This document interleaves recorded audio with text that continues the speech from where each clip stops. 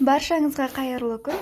Бар жоғы 10 минутта дайын болатын табиғи сусынмен бөлісетін боламын. Витамин С-ға және де витамин В-ға бай бұл сусынымыз бар жоғы апельсин, лимон, имбир және де табиғи балдан тұрады. Лимон, апельсин, имбирімізді жақсылап тазалап, сыртын аршып, өзімізге қажетті түрде кубиктап немесе жұқалап кесіп аламыз.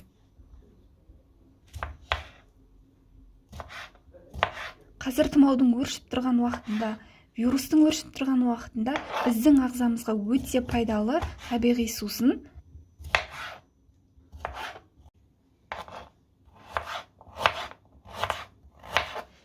Осылай жақсылап кесіп алдық. Енді шұңғылдау үлкен ыдысымызға салып, блендердің көмегімен езіп аламыз.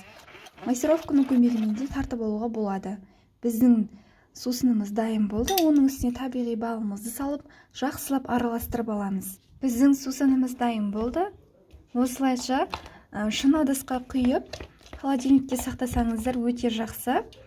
Әрбір азанғы уақытта аш қарынға 2 қасықтан салып, қайнаған, ыстық емес жылы суға араластырып ішсеңіздер, иммунитеттеріңізге өте көмектеседі.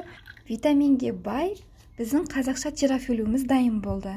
Баршаңызға рахмет. Менің каналыма жазылып кетуді ұмытпаңыздар.